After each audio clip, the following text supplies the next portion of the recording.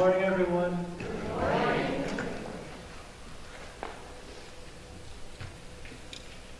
I am looking at this little kid here on the program. Yeah, we can thank Aunt Dorothy for this.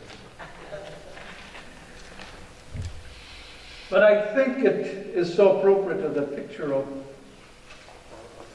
what our sermon is this morning.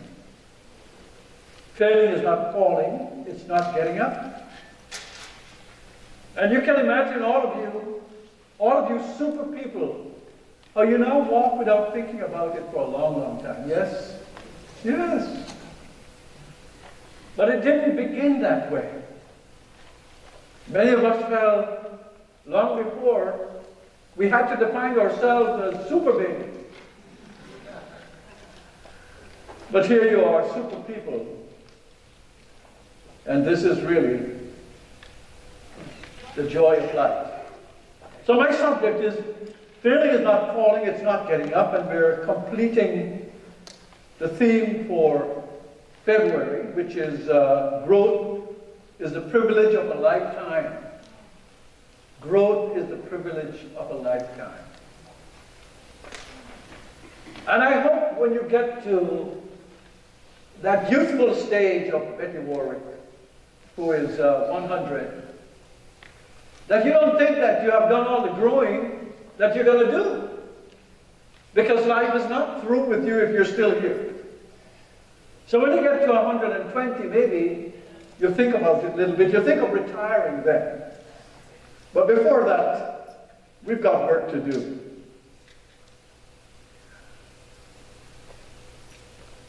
From the opening pages of Genesis 1 and Genesis 2, there are a couple of things that come powerfully to mind immediately. One, that life is good. After each day after each day that God created, He declared it good. In Genesis 2, it opens up and unfolded the human experience. Now I must tell you, or remind you, that Genesis 2 was written hundreds of years before Genesis 1. Yes. But we won't go into that right now. But Genesis 2 opens up with the idea of choice. Of choice. The two things I want to mention, one is good and one is creative. Be fruitful and multiply. Almost as if it's saying, because you are made in God's image and likeness, you have a godlike power. And then in Genesis 2, the emphasis is on choice. It looks like a condemnation. But let me steer you away from that erroneous conclusion by Augustine, who talks about sin, how sin came into the world. When the Hebrew people wrote their myth, they had no idea about it being how sin came into the world. This came into being hundreds of years later when Christianity was influenced by a very powerful theologian named Augustine, who said that that was original sin. And for me, that was his original mistake. His sin, not ours. The story is about the power to choose and the responsibility or consequences that comes with choice. That's the story. And this is your story and this is my story right now. You're in an unfoldment of your life. And a lot of it has to do not with the focus of mistakes, which is what sin as a Hebrew word comes from. It means making a mistake. You cannot help but make mistakes in a creative field, particularly when no one comes with a manual. No one comes with a baby manual that says, okay, let me see how to do this and how to do that. We learn how to put things together over time by observing what happens when we do this or that. God is not punishing us. Emerson tells us that you're not punished for your sins, you're punished by them. You're not punished for your mistakes, you're punished by your mistakes. And all of us will make those mistakes. All of us will have a fall, so to speak. So, in this creative enterprise that life is, it's not falling that is the problem. It is not getting back up and getting into the process of your life. Michael Jordan, considered the greatest basketball player by most people, admits that I have failed over and over again in my life, and that is why I succeed. Don't be afraid to fail at some aspect of your life. It is the way forward because you are discovering what to do in a creative enterprise. No one has ever been where you have been as yourself before. And therefore, you should not be hard on yourself when you make mistakes. You should do like many of the greats have done. Learn from them. Learn the principles you need to learn from them. When you're a child, your parents give you a lot of don'ts because a child is open to do everything and anything. And so the don'ts are important there. When you grow up, there are no parents to give you don'ts because you cannot advance in life with don'ts. You can only advance in life with do's. You have to do. So what is protecting you? The science of mind says principle is protecting you. You learn principle. You learn what is the truth about how to move into that unknown aspect of your life, whether it's a relationship, whether it's a business, whether it's simply how you come to each day. Whatever the failings have been yesterday, we are learners. You can't participate in a creative venture which life is without being a learner. Doesn't mean you have to go get a PhD. Doesn't mean you have to spend years in college. But it could. We have to learn regardless of where we are. What am I learning from my failings? What am I learning? It's not, how have I become such an awful person, as much as what am I learning to be a good person from my failures. So babies do not start walking without falling, and they would not be able to walk if they did not get up after falling. We have to realize that, in a sense, as we journey toward what we don't know, we are those infants again. And we must marshal what seemed to come so natural for babies, that your reach must be greater than your grasp. Your grasp is right here, but you must find yourself reaching out further and further into what your life is. And that reach corresponds to the dreams of your life, to the vision of your life, to what it is that your life is about. Harriet Tubman showed that example. Earlier, we talked about George Washington Carver, whose reach was greater than his grasp as a child of slavery. And all of us are enslaved to old ideas that prevent us from moving forward in our lives because we were always told that this is the way we are to be. It may be true that's the way you have to be because you didn't know any better. But now you are the source of wisdom. And you have within you an intelligence and a power greater than you are, which we call God. And you can turn within. It doesn't mean that you have to hear voices. Sometimes it's somebody outside of yourself saying something, but because you're open to learning, you say, oh, that's exactly what I need to know. And you move forward in your life. Deuteronomy tells us that I put before you this day good and evil, life and death. Choose life that you and your descendants may live. Your descendants doesn't just mean your children. It means all the descendants that come after us. Everybody's children. All the creatures of the universe.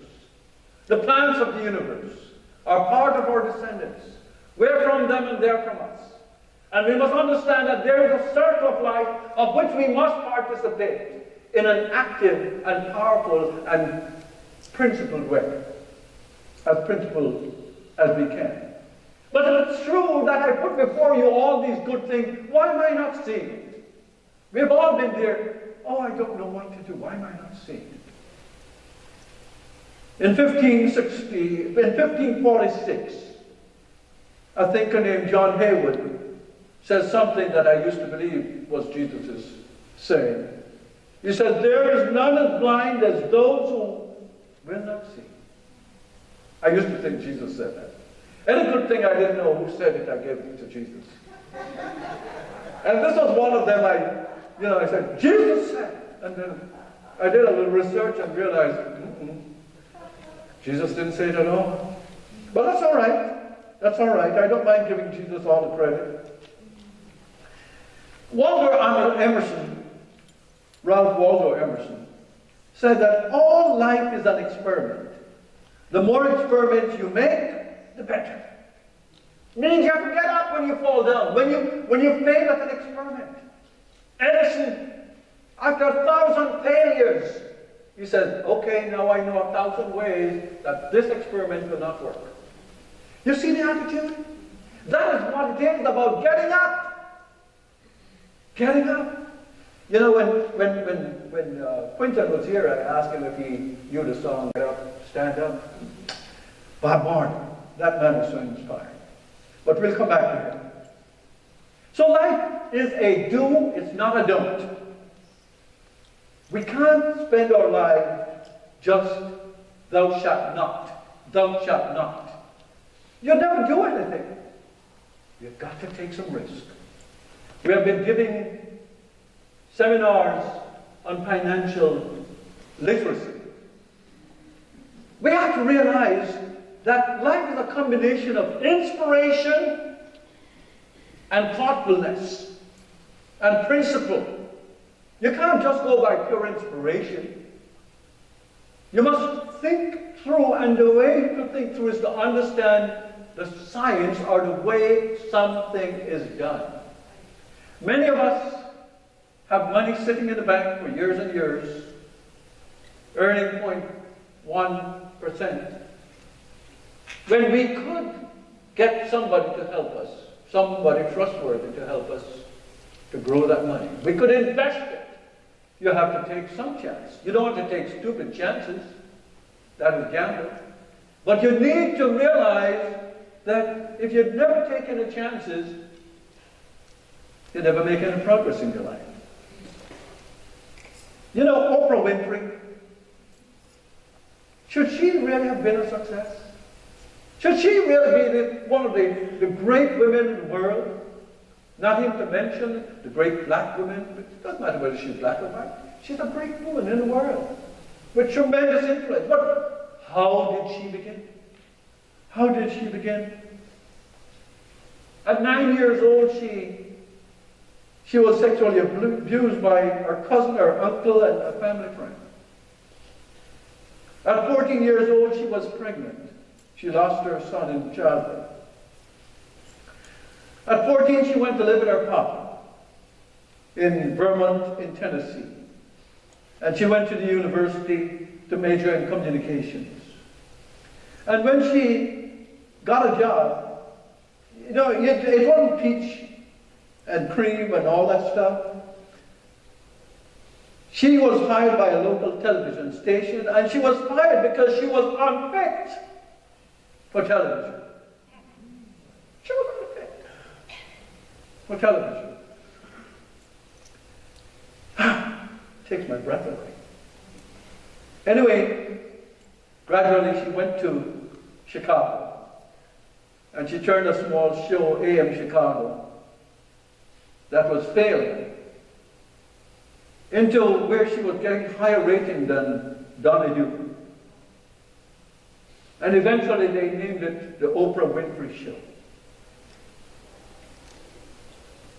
Oprah realized that life is a do, not a don't. All of us have had something that we may not want to publicly share with people. She had the courage of coming out and sharing her story with people. Why? Why? Not because she's trying to incriminate somebody or get them really smashed by the public. She did it because she wants us to know. We don't have to have had the best start to have the best life. We must come to a place where we realize spirituality is not about neutrality of never doing anything or having anything happen to you. We don't come into the progress of life with a blank tablet. We may seem to come with a blank tablet when we get here, and I don't think we're that blank anyway, because we come with talents. And we come with tendencies toward bringing out those talents. And we can't afford to fall down because we have failed a few times. Walt Disney was rejected by the newspaper because what he was doing was nonsense. And so he had to start his own program. And the story goes on for many. Stephen King, many people that have experienced falling, but they got up. The difference between the successful life and the unsuccessful life is getting up. Over and over and over again. Not one time, but as many times as it takes for you to get up, stand up for your right. And the right isn't just political. It's not just against something.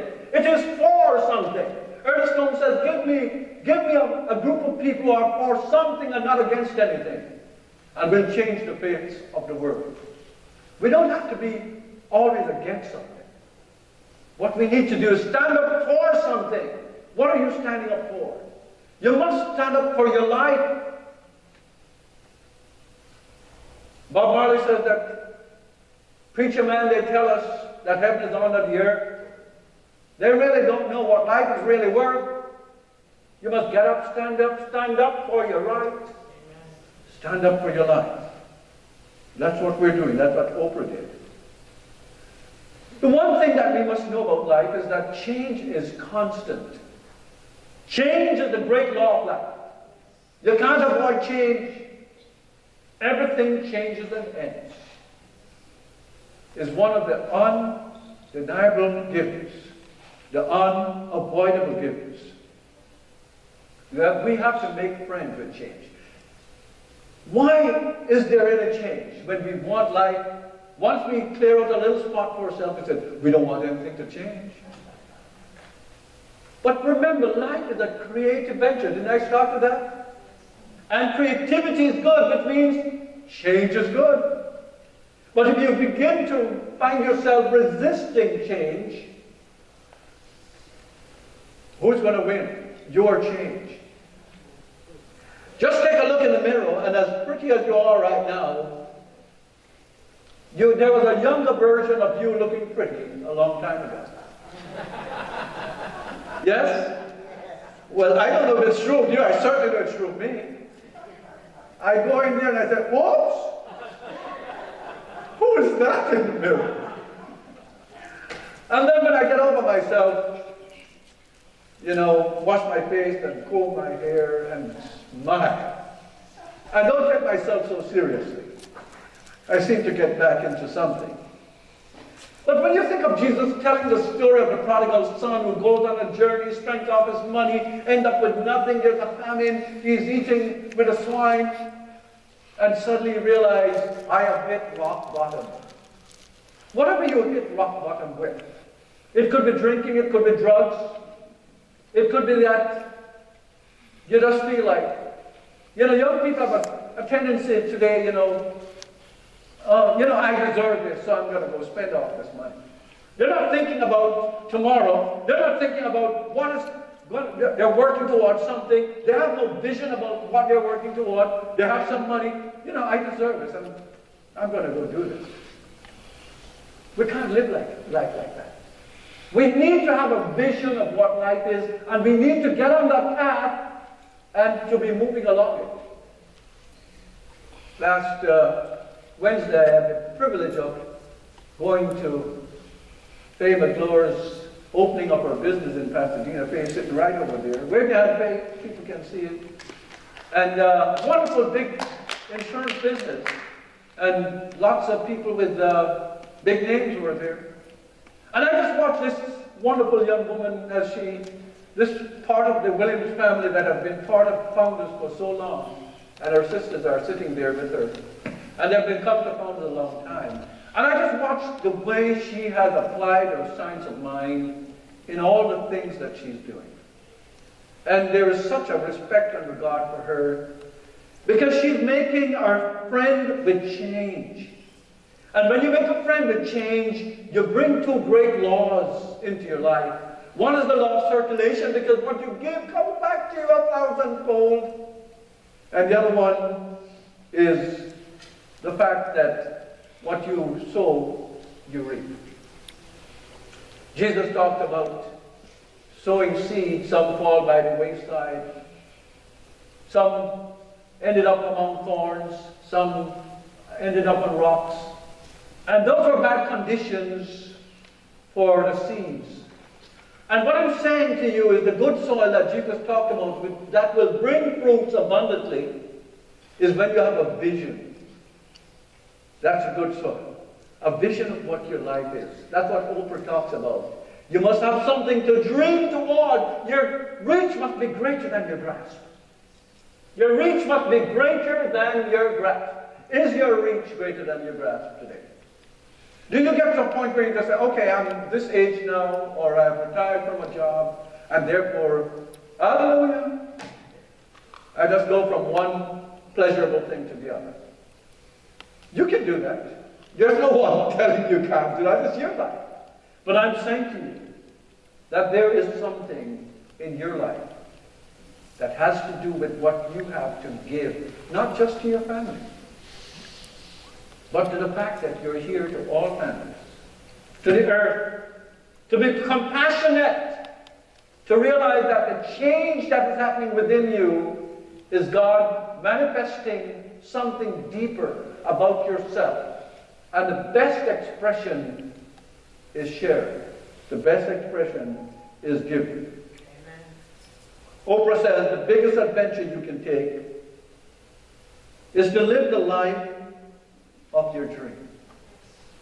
To live the life of your dream. It doesn't matter whether you succeed at it, big people. We put too much emphasis on, well, how did it come out? Did you succeed? No, that's not the point. The point is to get you to move toward what you can be most fulfilled in.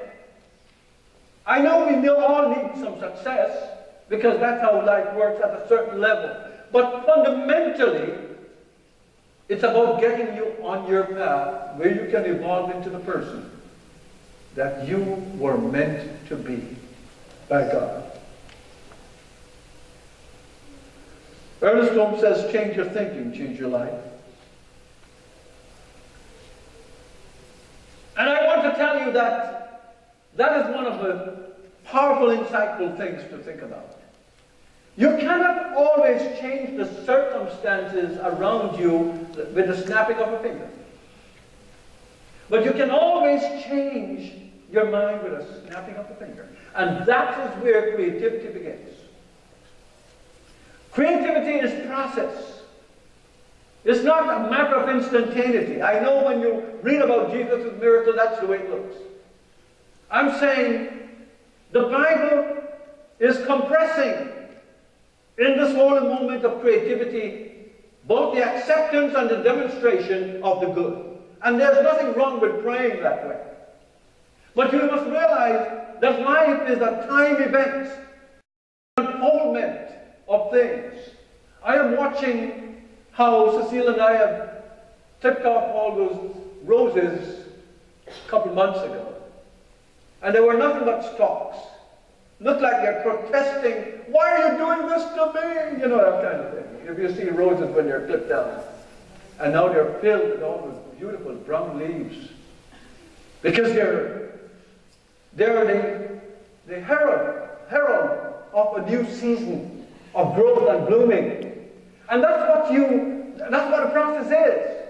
Once you begin to do the prayer work within yourself, you're heralding the new season of transformation that is taking place in your life. What a wonderful thing that is. You should be excited about prayer, because that's what it does. Now, William James,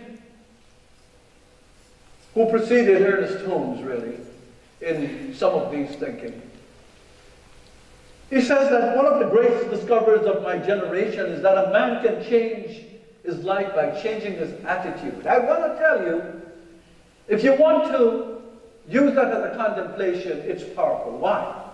Because attitude is a combination of thought and feeling. Thought and feeling.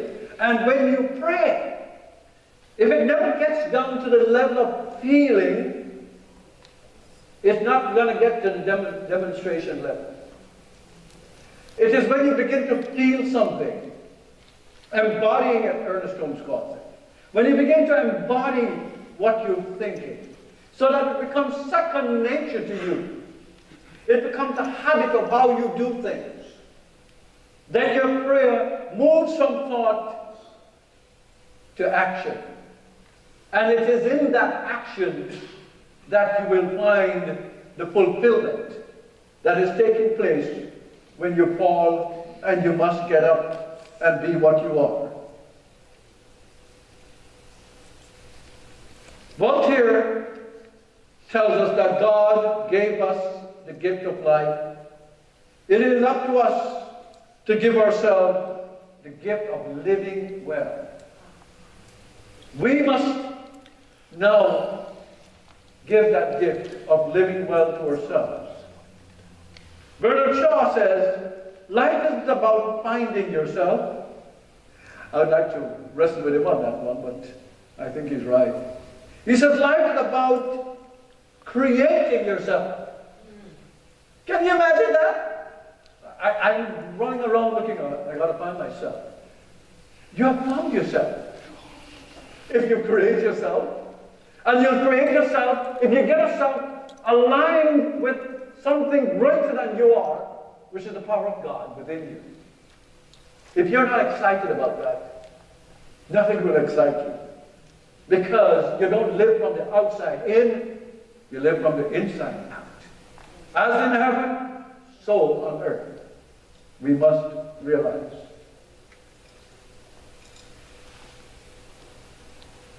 We must realize that we can listen to all the don'ts of life, or we can listen to the principles of life. The don'ts is when you're hearing somebody else's voice out there telling you what the do's and don'ts of life are. Principles, when you begin to look at principle, it is a matter of learning what are the powerful truth of life that I can apply to what I'm doing. And when you begin to see the relationship you have with learning the principle as we teach in the science of mind, then you can make this choice better for yourself. Failure can make you feel demoralized, helpless, hopeless, and anxious. It makes you feel you can't fight back. You don't have the strength. We have the strength. The strength is in us now. And what we must realize is that we only need to turn to it for it to turn to us. So in Philippians it says, in nothing be anxious, but in everything by prayer and supplication with thanksgiving. With being thankful for where you are right now and what you're realizing. Can you imagine when the prodigal son suddenly realized he can return home? What a difference to thinking that, oh, poor me, I'm victimized. I can do nothing. Can you imagine when Harriet Tubman thought that I can do something about where I am and started to do it? Then something good happened in her life. And so Ernest Holmes says, every business, every place, every person, everything has a certain mental atmosphere. You know what it means? The universe is alive. Business, places, things, persons. You're living in a universe of pure consciousness. It's alive. It responds to you at the level of your acceptance. What would you like to accept more today than you've accepted before? And thinking erroneously that, well, I've fallen down here already, so I'm not going to get up and try that again. I'm saying you're just beginning. You're just beginning. And so when we read these things, the atmosphere decides what is going to be drawn into it. What is the atmosphere you're inculcating and cultivating each day? He says, you never saw a successful man who went around with that atmosphere of failure. Oh, the sky's going to fall. Is that what you want? No. Regardless of what's happening, get into what is possible and what can happen. When, for example, you have a problem where there are some things you can't do anything about, find the things that you can do something about and start there. That's where you start. Don't take the whole problem and have it sit on your shoulder and then you say, I can't do anything. No. Start with what you can do.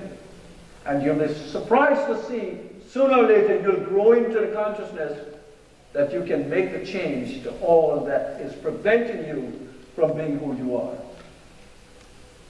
I want to close now with a few things that George Washington Carver tells us. He says 99% of the failures come from people who have the habit of making excuses. Hey, what are the good reasons why you can't do what you need to do? Write it down, look at it, burn it up, and do your prayer work. He says, start where you are with what you have. You think Ernest Holmes is the only one who said that? George Washington Carver lived before him. He says, make something of it and never be satisfied. What does that mean? Don't settle for a little on your standard. Always be upping your standard. Always be upping your standard. Never be satisfied with the standard you have achieved, no matter how good it looks. He says, when you do the common things of life in an uncommon way, you will command the attention of the world. I happen to live with somebody who do that at home, Cecile.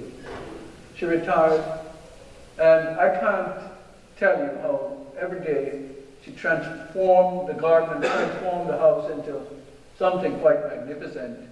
And it never seemed like she's satisfied with it. There's always something more that's happening. One of these days we have to have a church meeting at my house. But anyway, that is one of her gifts. George Washington Carver said that you must do the common things in an uncommon way. He said, education is the key to unlocking the golden door of freedom. He means be a learner. Education doesn't necessarily mean we go back to school, though it can mean that. Be a learner. Always be learning from everything. Always be open to new options. Don't get locked into, well, this is who I am and this is what I am. Unless you're a loving person, you can get locked into that. Unless you're a giving person, you can get locked into that. Unless you're an open person, yes, you can get locked into that. But when you lock yourself off in a small way, it's never going to serve you or serve humanity. There are a couple more, but I won't go through them. Churchill says, success is not final, failure is not fatal, it is the courage to continue that counts. Yes. You want to hear it one more time? Yes. Success is not final. Don't think you have arrived. No, you haven't arrived. You're on your way all the time.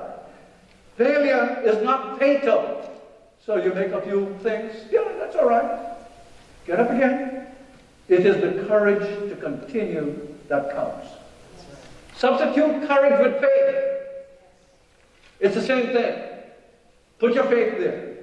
And finally, I end up with my man, Bob Marley, on this African-American. He was African-Jamaican, but he's African-Jamaican international. Everybody wants him. He says, get up, stand up. Stand up for your right. Get up, stand up. Don't give up the fight. God bless you all.